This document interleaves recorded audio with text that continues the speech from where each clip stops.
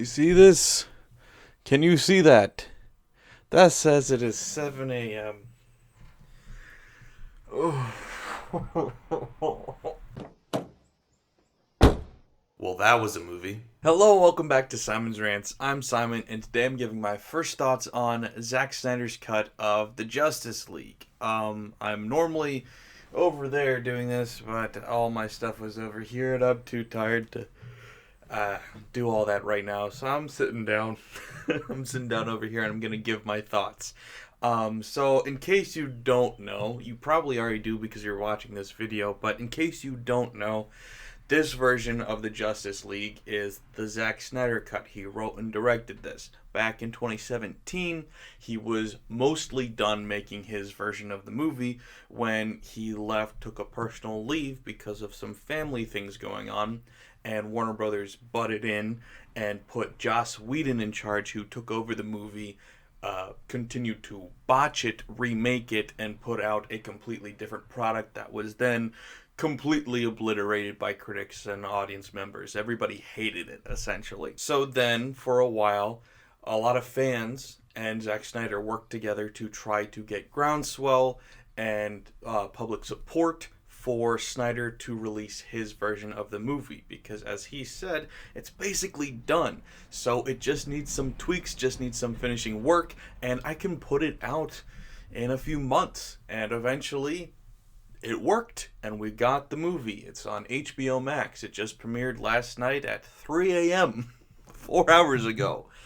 So there was a lot of talk about this movie, obviously, as we've been waiting for it for about 4 years at this point. And depending on your opinion of Zack Snyder, there was a lot of different opinions being spouted. I am a Zack Snyder fan. That's why I made this video way back when defending Zack Snyder, because he's received a lot of unjust criticism in my mind.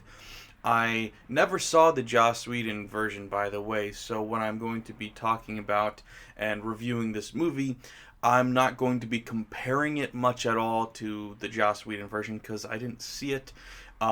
I've heard things about it, I've seen clips from it, and from all I know, it is laughably bad. But I have not seen it, and so I'm just going to be reviewing this as a standalone movie as well as part of the larger series of Man of Steel, Batman vs. Superman, and now Justice League. So I'm not going to just be like, being happy at every change that's different than the Joss Whedon version, because honestly I don't even know most of the changes. Obviously I know, the black suit Superman thing, and I know there's no CGI face on Superman at any point. So those are things, but that doesn't inherently make this movie good just because it's not as bad as a terrible movie. So I'm going to be giving my honest opinion on it. I am going to be getting into some spoilers throughout.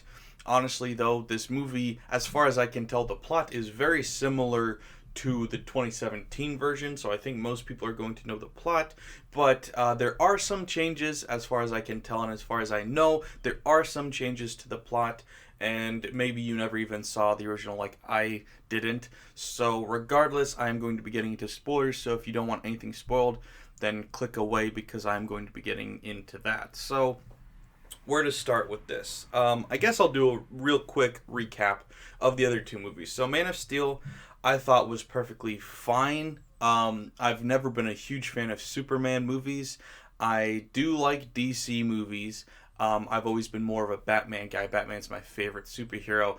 And Superman I always found a bit boring. And so that's kind of how I felt about Man of Steel. It was perfectly fine in every way, but a bit boring. I do, like I mentioned, I love Zack Snyder.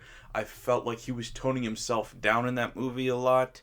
It was produced by Nolan. We were coming off of the Dark Knight trilogy, and Warner Brothers and Nolan had influence on this movie, and I think that Snyder was almost doing an impression of Nolan. And I also love Nolan. I love Nolan even more, but I don't like when Snyder is toned down. And also, I don't like when any director tries to act like somebody else. I prefer when Snyder's just acting like himself. I mean, I've been a big fan since 300 and Sucker Punch and all of those. So then moving on to Batman vs. Superman, I liked it a lot more, keeping in mind that it's the director's cut of it. I did see the theatrical cut and thought that it was okay, nothing special, but the director's cut I genuinely thought was good.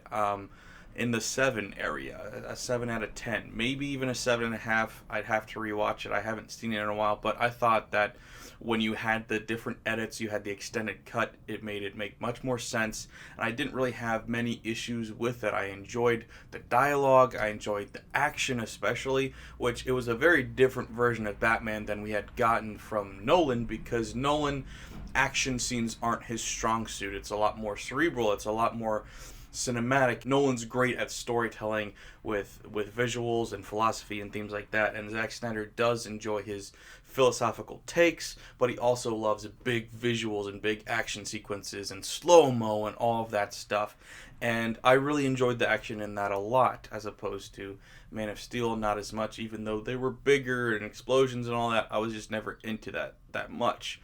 I also enjoyed this new version of Batman where he's a badass. You've got these back and forth conversations, like you've got the conversation where Batman asks Superman, "Do you bleed?" and then says, "You will." I always thought that was a great moment, and I liked that.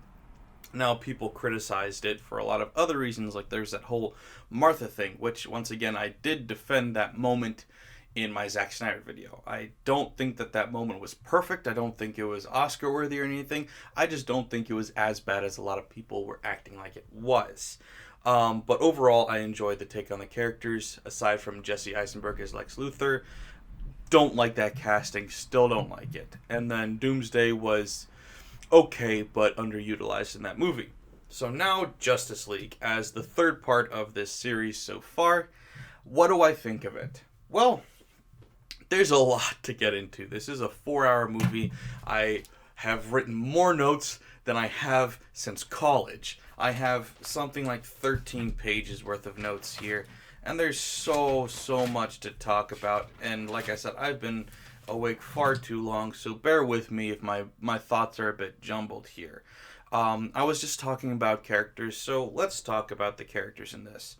In Batman vs. Superman, Batman was a very tortured, very old, grizzled version of Batman who had constant nightmares and visions of the future, and who had gotten to the point of being over the whole no-killing thing, apparently. He was just pushed over the edge by the Joker. The Joker had killed Robin, and he just kind of had gone rogue to an extent. He had gone too far, and Superman and he had their fight, which led to a bit of them both finding a little bit of humanity in each other that wasn't there before.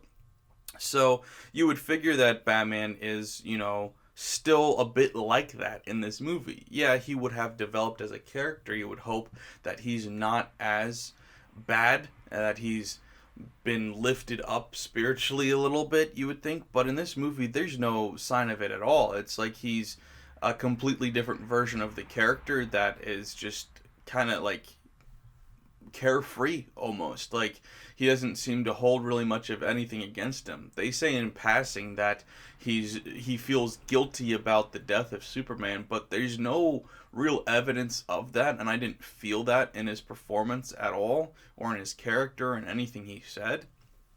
I will say that at least he wasn't joking. Telling a bunch of one-liners, which is something that I believe he did do in the Joss Whedon version. Like I said, I haven't seen it, but that was what I've heard and gotten the impression of. So it's not like he's a goofy character, but he's not the tortured character that we learned that he was in the last movie. So it kind of didn't seem like a faithful character arc. He also doesn't have any of these nightmares or dreams until the very end of the movie, which you can tell.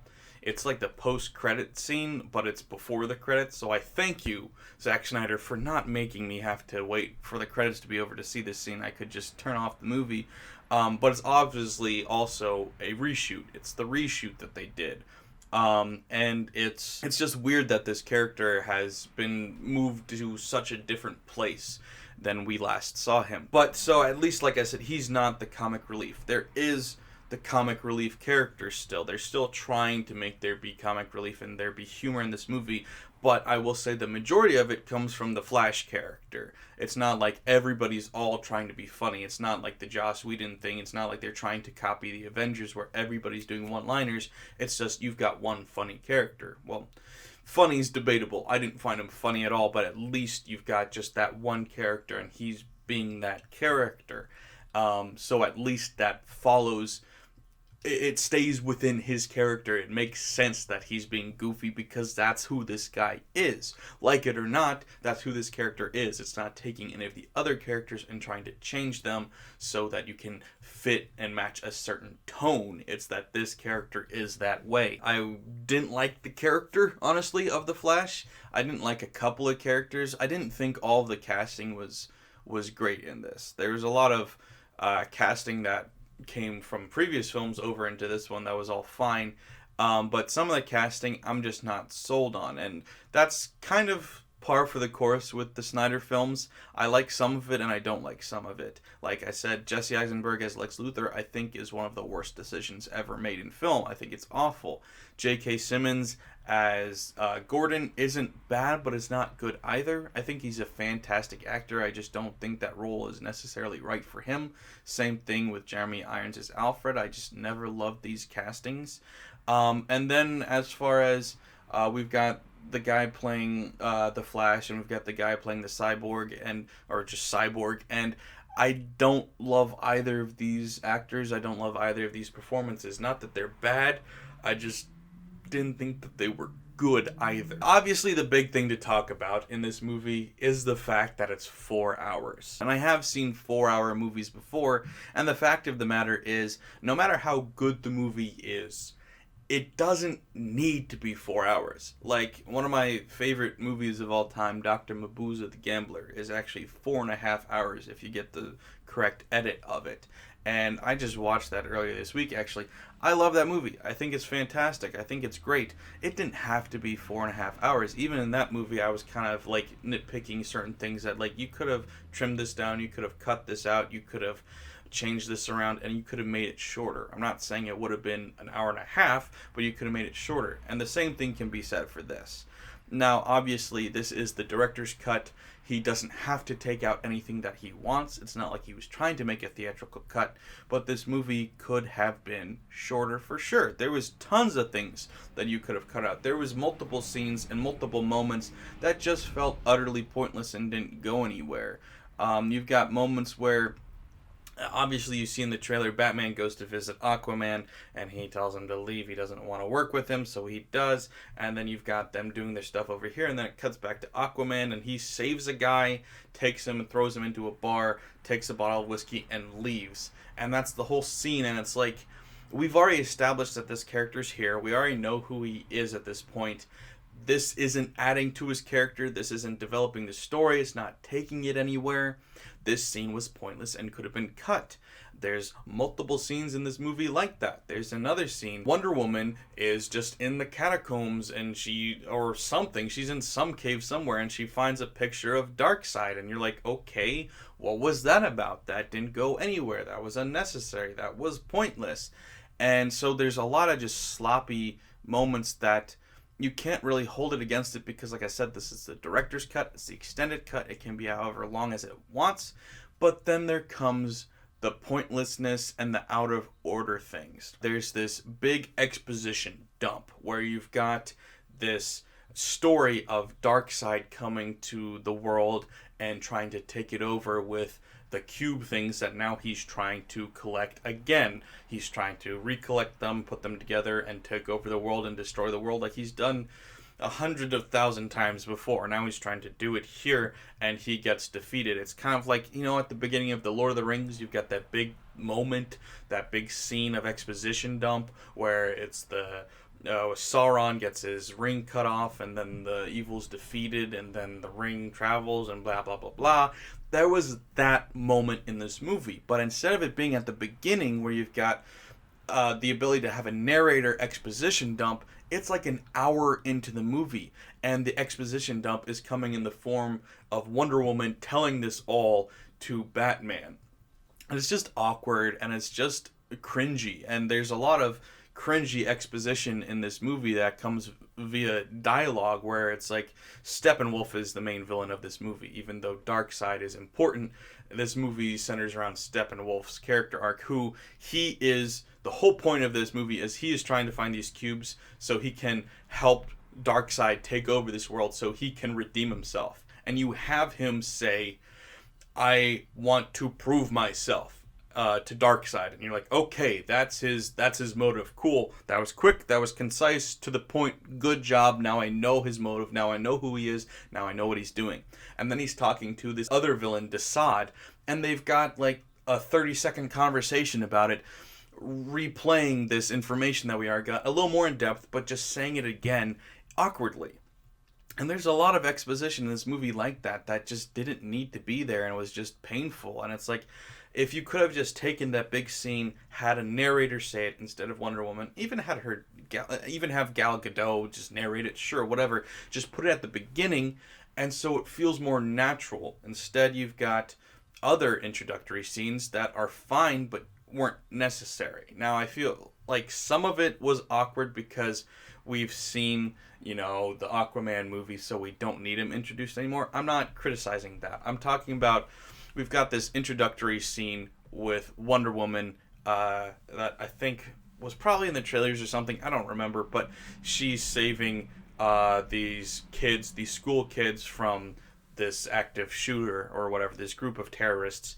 And it was awkward too because the action was sloppy and silly looking. Like, she's moving really fast, which I didn't know she was super fast. I mean, I guess that's a thing. I never watched the Wonder Woman movie personally, so I don't know if she did that, but I'm guessing she probably did.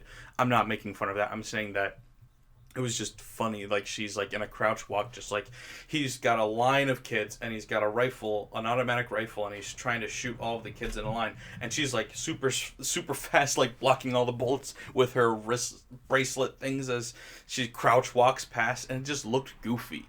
And like I said previously, Zack Snyder is one of those directors that he's really known for his action scenes. For better or worse, he's known for these action scenes that are big, over the top, a lot of fun, lots of slow-mo, lots of blood, lots of action and gore, and so much fun stuff to look at.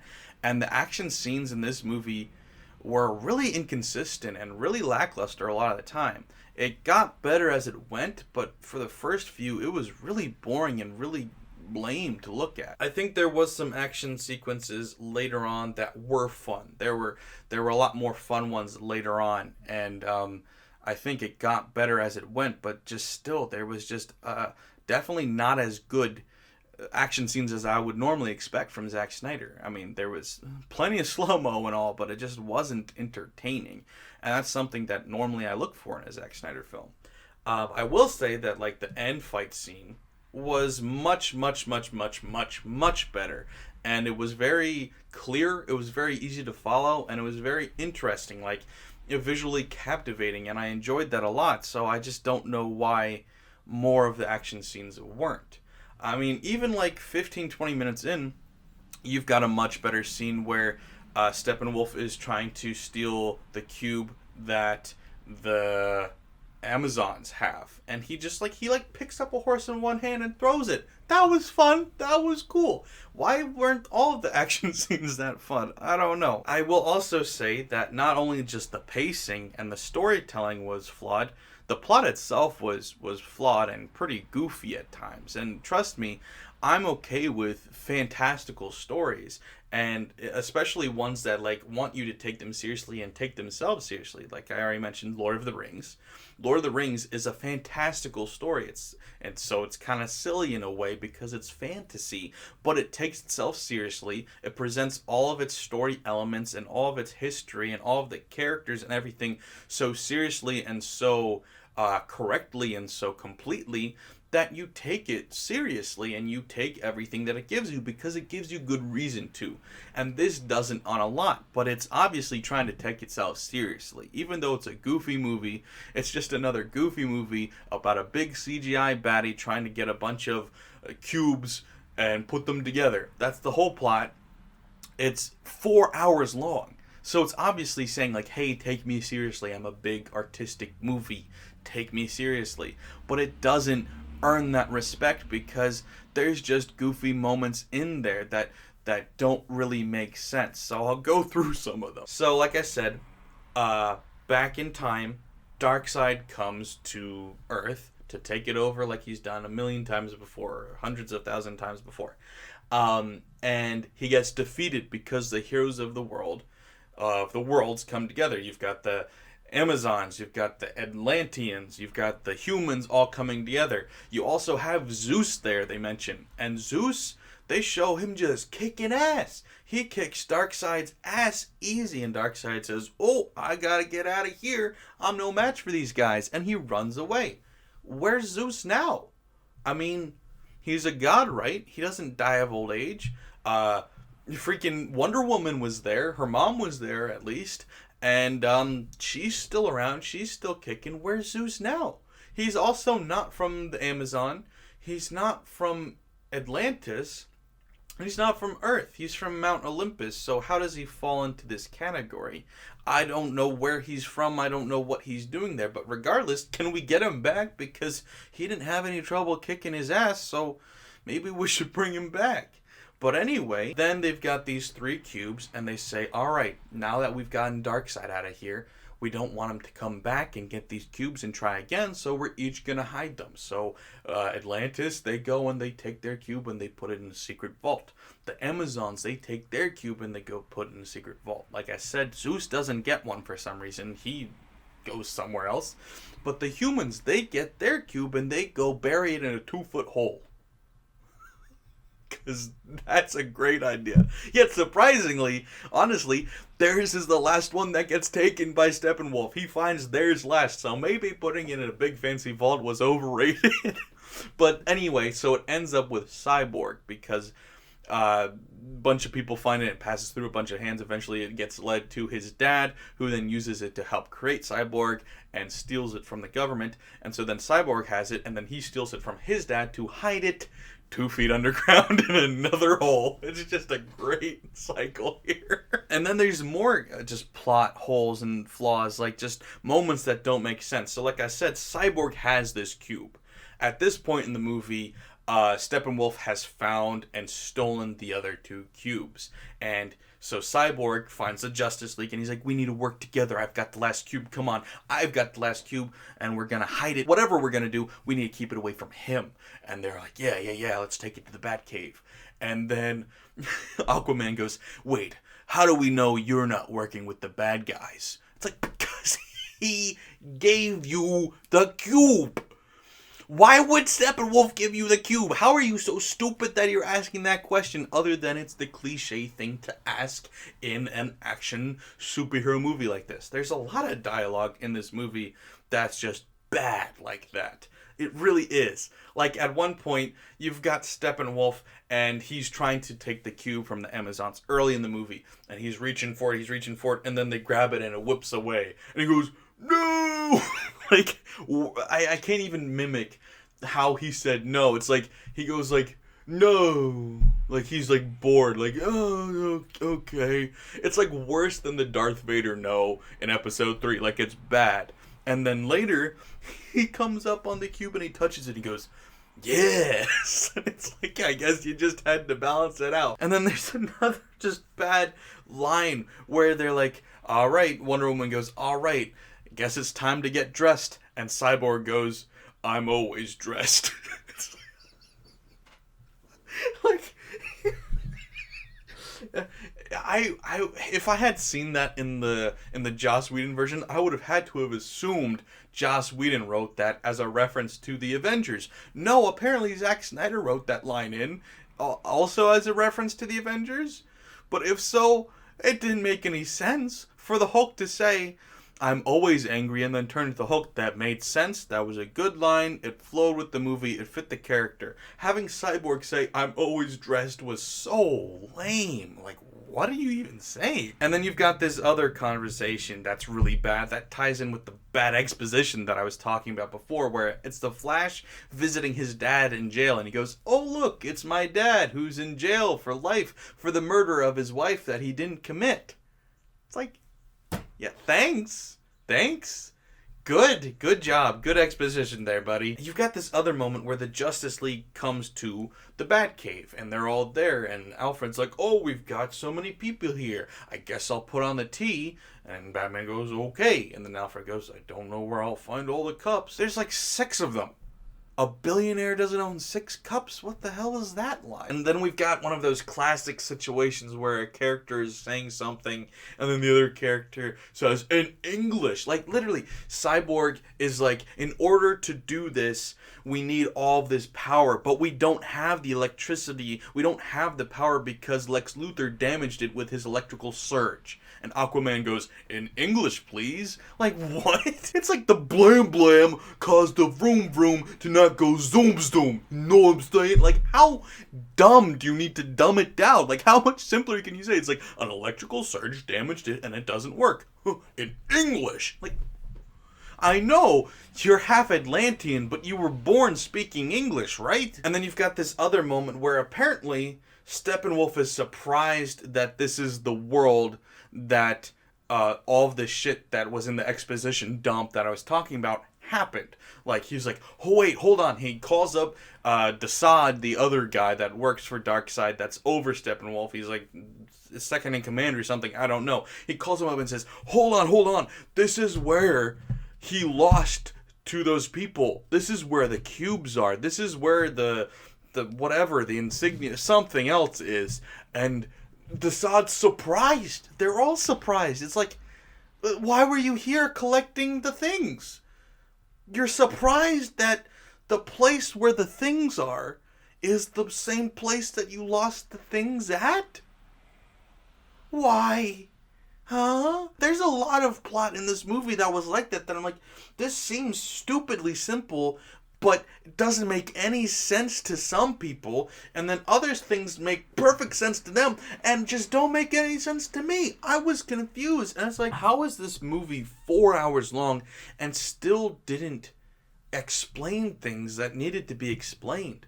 Like, I mean, it did as well as it could in some areas, like introducing these brand new characters like the Flash and like Cyborg and like Aquaman, who hadn't had his movie yet.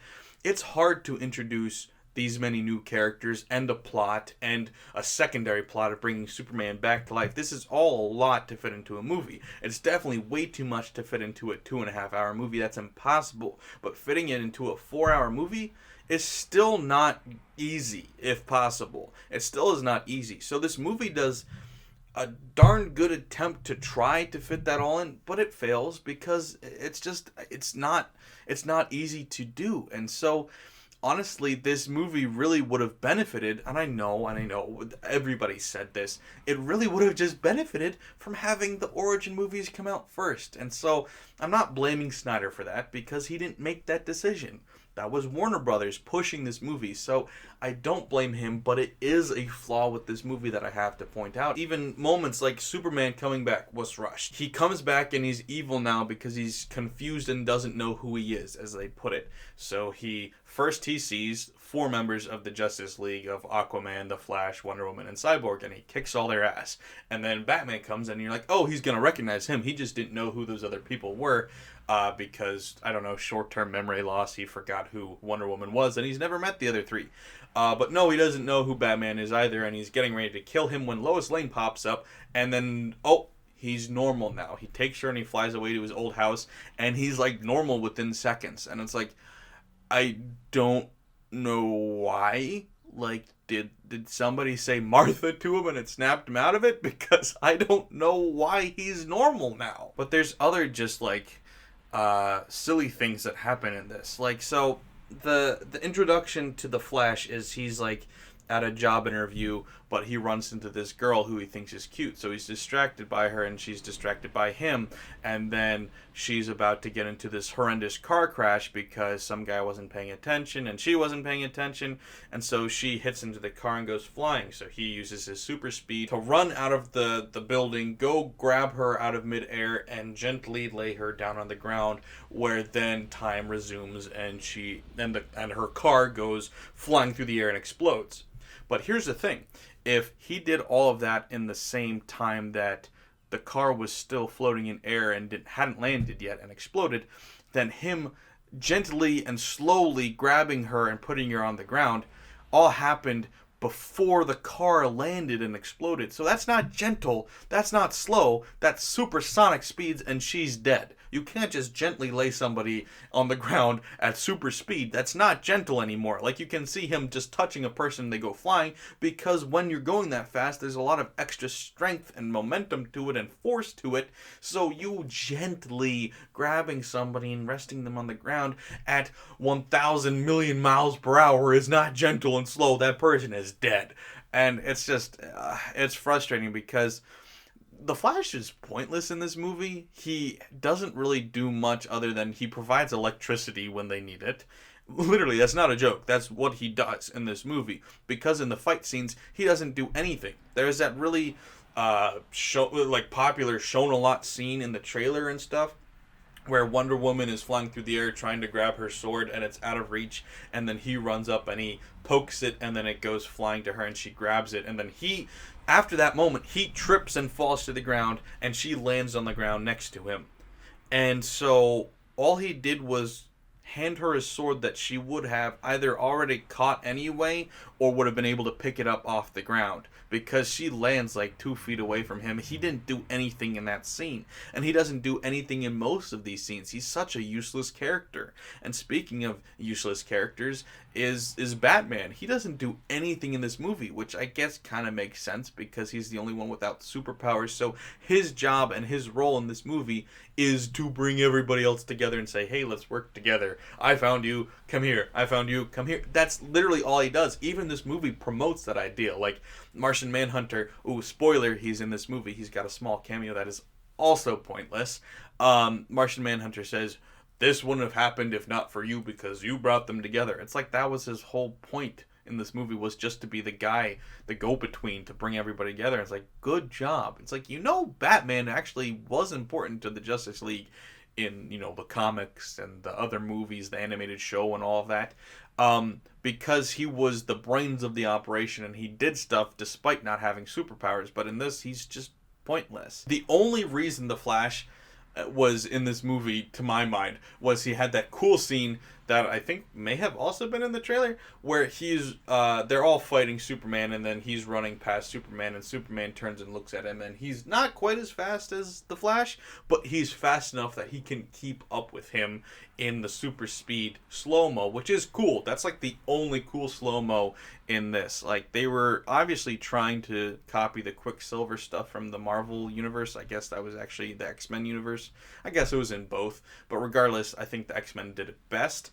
And they were trying to copy that, and it just was never cool. It was never useful, was never interesting, except for when Superman and he fought, and that was it. So in the end, this movie, I'm sure it was better than the Joss Whedon version, because everything I've heard about the Joss Whedon version is that it's laughably bad. Like, it's so bad. Like, not so bad it's good territory, just so bad it's awful. And I won't say that this movie is bad. I won't say it is, because at the end of the day, you have to lower your standards, I think, a little bit for superhero movies, unless it's The Dark Knight or Joker or Logan. Movies like that, they are actually good movies. But when it comes to good superhero movies, that's a different conversation. I wouldn't say that this is either, though. This movie, I wouldn't say is good or bad. It's just, it was there. I think some people will like it. I think especially the Zack Snyder fanboys, and I am a fan of Zack Snyder. I wouldn't say I'm a fanboy. There's a difference. I like and enjoy his movies. I'm not going to pretend that everything he does is great just because he did it. So I would put this as one of the worst Snyder films I've seen, and definitely the worst of his 3 DC films. Like I said, Man of Steel was okay. Batman vs. Superman was pretty good. And this was, I think, tolerable. There's silly moments throughout. There's bad writing. The action is inconsistent. I didn't really care about any of the characters. There wasn't very much character chemistry or depth to any of the new characters. And the returning characters were, like I said, just not much like themselves from previous films. I guess Wonder Woman was fine, and Superman in his brief moments was also fine. But like I said, Batman, who was the main draw, the main appeal for me at least, was just not the Batman that I liked in Batman vs. Superman. So that was a shame. Even if you did enjoy this movie and you did like it, just the fact that it's 4 hours really just crushes its rewatchability. It really decimates it, because how often are you going to want to watch a 4 hour movie, especially one that's just a silly action superhero movie? I think, probably give it like a 6, maybe, if it wasn't 4 hours. But the fact that it's 4 hours, I'm like thinking about giving it a 5. Maybe a 5.5, because being 4 hours isn't a flaw, but like I said, it definitely hinders you wanting to rewatch it. So honestly, yeah, it's not a bad movie, but it's definitely not good. It's just down the road mediocre in every way. And so, what does this mean for the future of the DCEU? Has it been saved? I don't think so. I don't know that this is going to change anybody's mind to renew the franchise that they had already canceled. I mean, I guess it depends on how money goes. I guess if it earns a lot, or it gets a really good approval rating or whatever. I mean, right now, it's got an 8.9 on IMDb. That will go down, trust me. It's also got a 57% on Metacritic, which I think is pretty fair. I think it'll end up staying around there. Maybe a little bit up, maybe a little down, but that's pretty accurate to what I'm thinking anyway. I don't think it will change anybody's mind, which is a bit of a shame, because I think people who are fans of this franchise would enjoy a fourth movie, a fourth installment where you've got Darkseid and all. Because the fact of the matter is, if this movie had been released, or maybe a slightly edited version, one that was 3 hours or something, had been released instead of the Joss Whedon version back in 2017, it wouldn't have gotten the franchise canceled like Joss Whedon's version did. This, I don't think, will save the franchise, but it didn't ruin the franchise either. It was the worst installment in the franchise, but not so catastrophically bad that it would have ruined everything. So that's a shame. It really is a shame, because I thought that it was perfectly fine as far as stupid, cheesy blockbuster popcorn flicks go.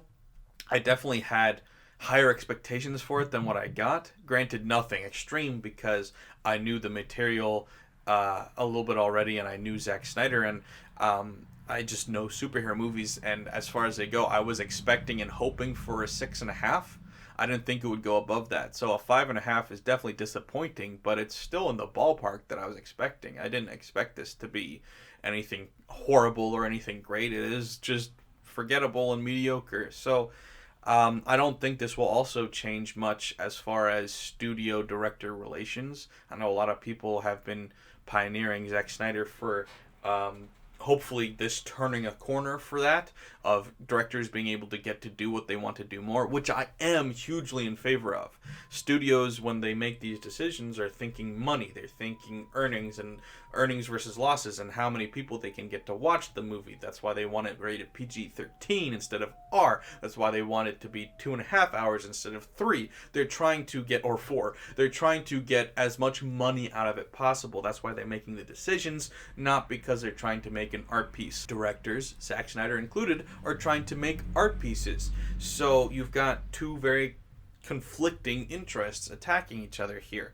So I am in favor of the directors making whatever movie they want, but I don't think this is going to change studios' minds, because they're going to see this and they're going to see a movie that did moderately well. Well, studios make movies that do moderately well all the time. I don't think that this is going to change anybody's mind. However, what this might do is help continue this process of directors leaving studios like that and going to other streaming platforms like Netflix. Zack Snyder actually has a movie on Netflix later this year, but this being on HBO Max, and other streaming platforms are getting movies. And I think this may help continue that process, which would be a good thing, I believe, for filmmaking, because you have less studio interference, which this movie shows that is a bad thing.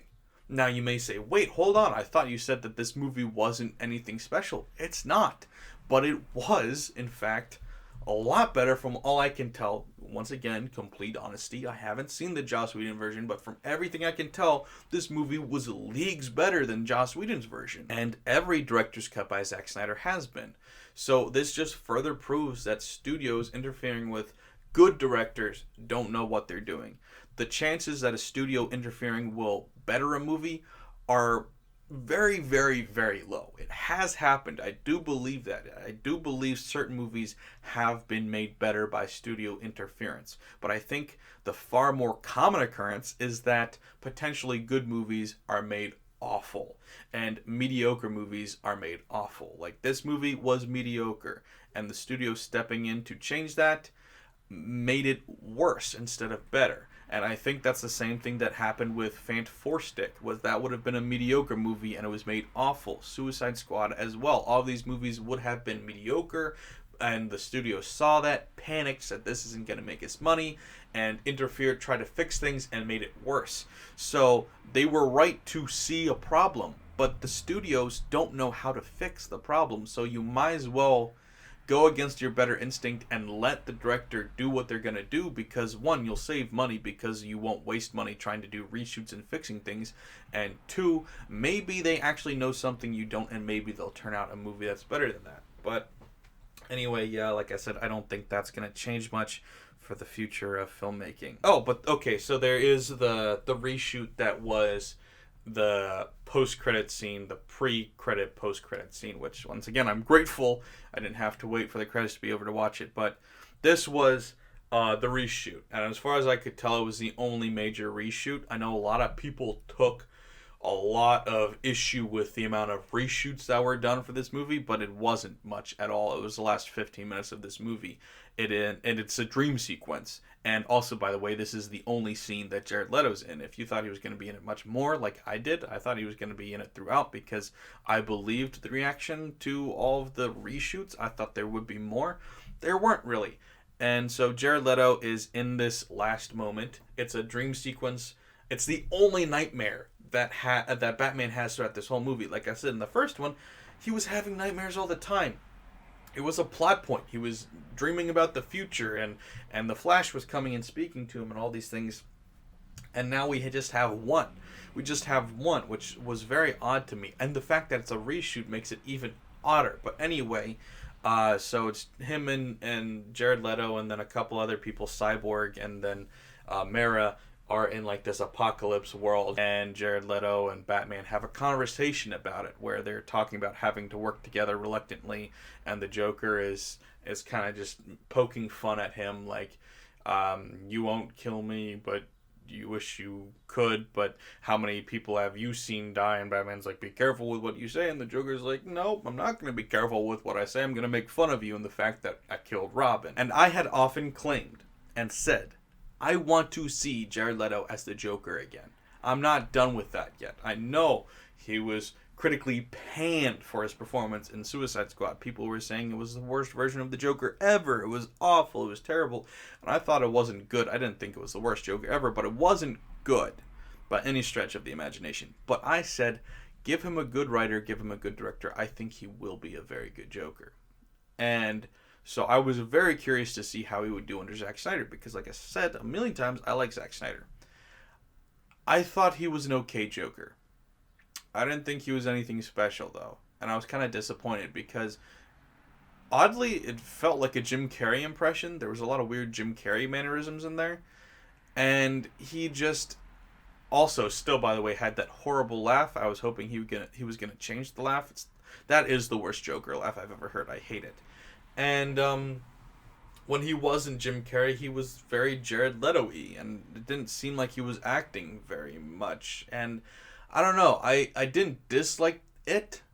It was leagues better than what it was in Suicide Squad, but it just wasn't really good either. So I had high expectations for that, and they weren't met. So that was disappointing. I will say, though, that ending 15 minutes, which, by the way, then Bruce Wayne wakes up and there's Martian Manhunter outside and they talk more. And then that's the end. That last 15 minutes was probably the best part of the movie. It was the most interesting part. So, yeah, long story short, I know this is going to be an extremely long first thoughts, but it was an extremely long movie and a lot of thoughts to have. This movie was just as meh as can be. And that's coming from a Zack Snyder fan. that's coming from a Batman vs. Superman fan. I own that movie on DVD. Honestly, you almost would hope that he would put out a second director's cut that's trimmed down a bit, but I don't think he will. I mean, what would the point be? But regardless, it definitely was better, and I think people will be pleased with it.